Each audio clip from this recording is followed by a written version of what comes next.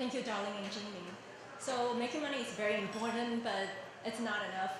Doing well is never enough, but a company can do good as well. So Watsi is a crowdfunding platform which is helping people to get Medicare if they need it. So to share more about the rules of technology in helping others, please welcome Chase Adam, founder and CEO of Watsi.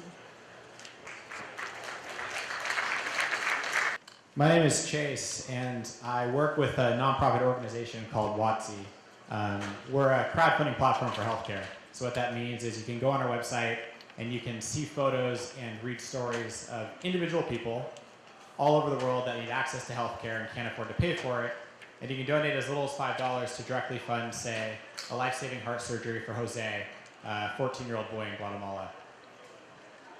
So about 4 years ago, I was serving as a Peace Corps volunteer in Central America, and I was riding in the back of a bus right on the Panama-Costa Rica border. And I was sitting in the back of a bus, and a woman boarded the bus and started asking all of the local passengers for donations to pay for her son's health care.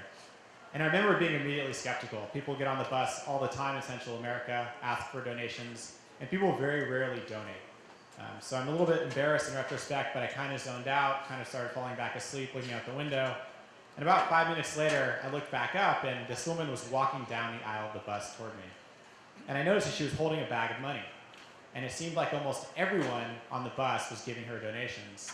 And I couldn't for the life of me understand why all of these local passengers trusted this individual woman when they hadn't trusted so many of the women that had gotten on the bus and asked for donations before her.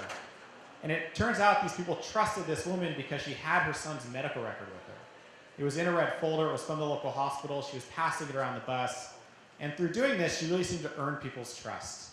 So the woman got to the back of the bus, gave her a small donation, she got off the bus, and a few minutes later, I remember getting goosebumps and thinking, why on earth is there not a website for this? Why on earth is there not a website that makes it really easy for people all around the world to raise money for healthcare? So this is my little shack I lived in Central America. It was one room. And I just got obsessed with this idea. I spent the last 6 months in the Peace Corps thinking day and night about how to build a website like this. How would it work? How would the operations work? Came back to San Francisco, was working in finance, and was doing this Watsi on the side. I assembled a team of co-founders, friends, and acquaintances that worked in tech and design and finance, and we volunteered our time. We worked nights and weekends outside of our day jobs to build this website because it was something that we felt really passionate about. And during that time, we decided on 3 things that I think have really helped shape the future of the organization. The first thing is we decided to directly connect people. When people think about giving donations, they think about giving aid. You normally think about making a donation to a big organization and then having no idea what actually happens.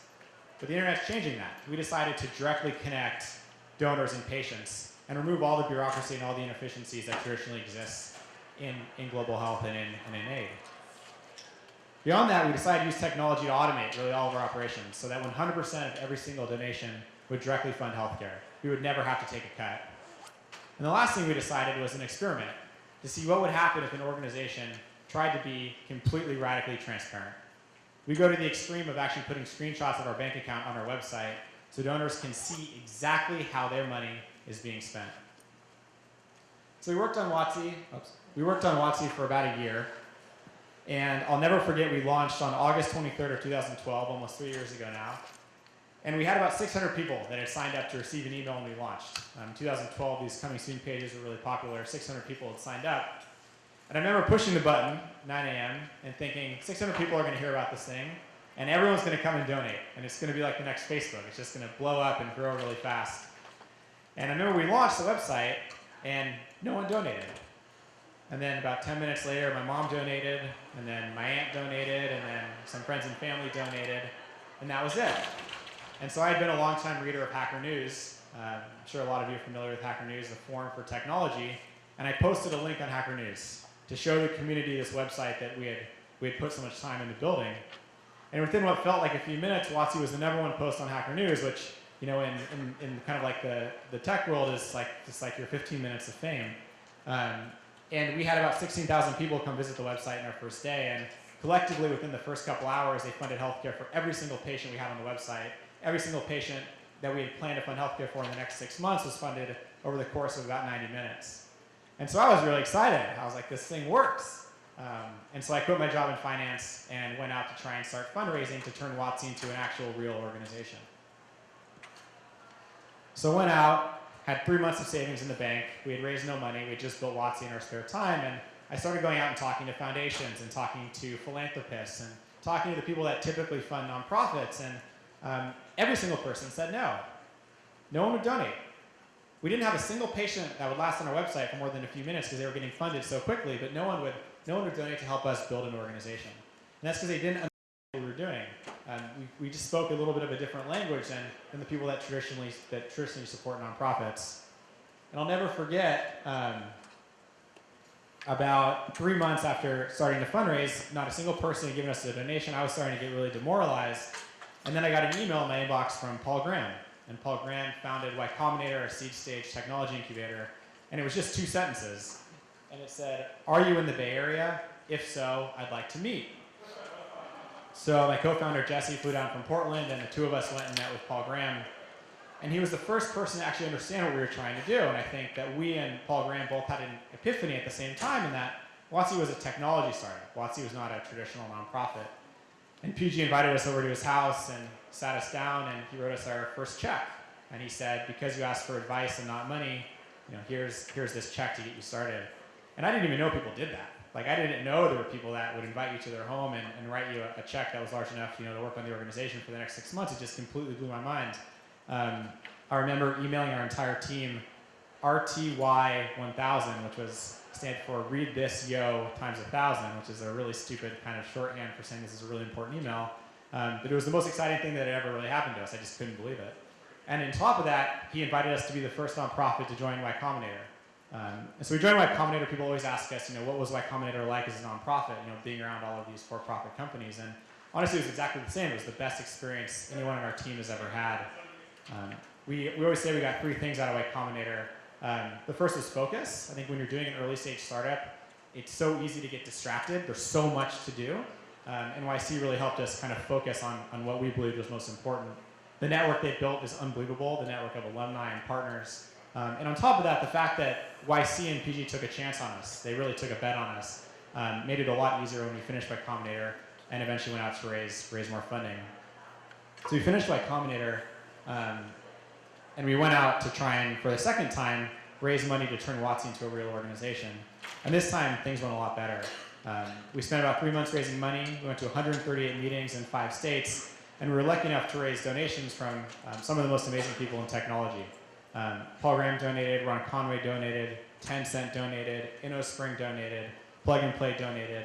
And after 3 months, what was more important than the amount of money we raised was what it enabled us to accomplish. This is Priyanka.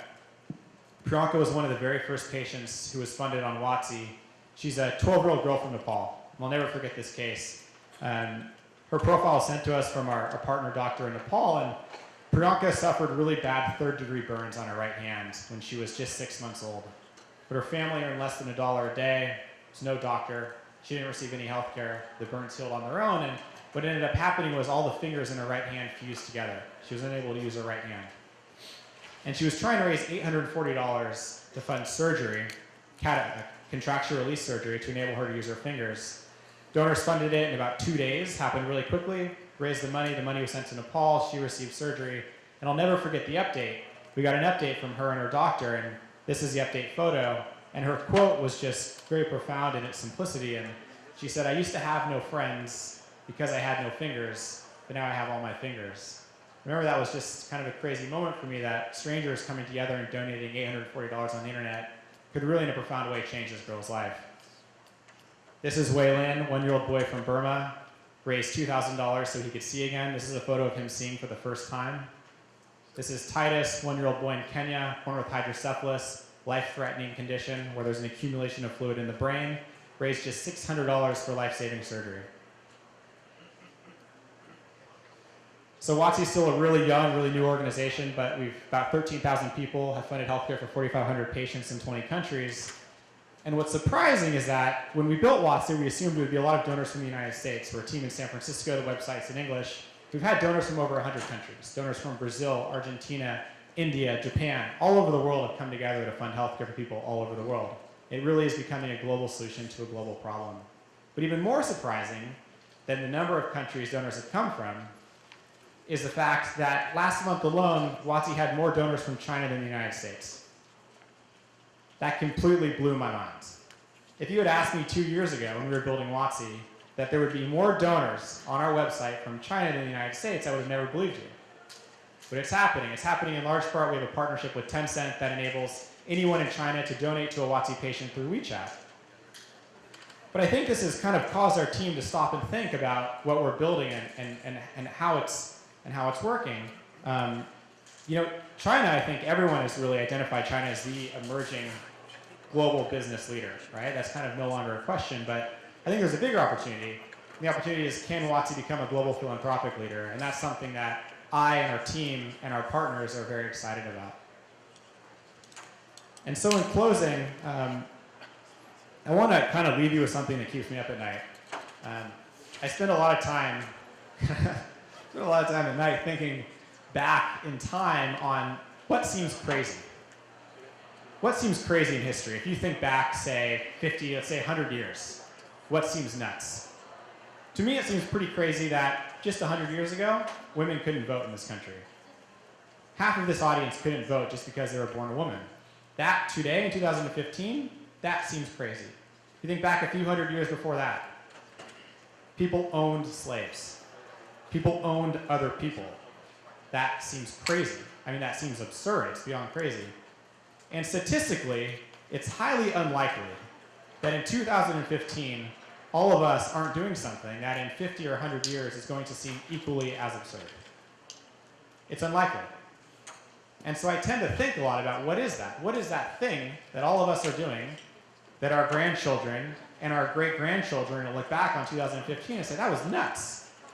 How did they do that? Why did they do that? And I really think that thing that we're doing today that is so nuts, is that we're denying people basic human rights based on where they were born. I think that's going to seem crazy. I think it's going to seem crazy that if it wasn't for Watsi, Titus would be dead today. That if it wasn't for Watsi, Wei Lin wouldn't be able to see and Priyanka wouldn't be able to use her hand. But I'm not just talking about healthcare. I'm talking about healthcare, education, freedom, basic human rights. The fact that certain people in the world are denied rights simply because they were born into the wrong country. When you really think about it, is denying someone rights based on the country they were born into really that different from denying someone rights based on their gender or denying someone rights based on their race? I don't think it is. And I think that the internet is starting to change how people think about that, especially the younger generations. If I can have Facebook friends anywhere in the world, I can Skype with someone anywhere in the world, I can play online games with team members anywhere in the world, it's starting to cause people to question global inequalities, causing people to start to change how they think about identity and culture and proximity. And I think that at the same time the internet is changing how we think about equality, how we think about other people in the world, at the same time it's giving us the tools to solve those problems. Again, we can send money anywhere in the world. Khan Academy is building a platform that will educate people anywhere in the world. Watsi enables you to donate to fund healthcare for people anywhere in the world. And I think it's up to us. I think it's up to the people in this room to think about how are we going to use that tool? How are we going to use technology? Because we can use technology to do whatever we want. And I think if we focus on using technology to solve what we believe are the world's most important challenges, that when our grandchildren and our great-grandchildren look back on 2015, they'll be proud of what we accomplished. Thank you.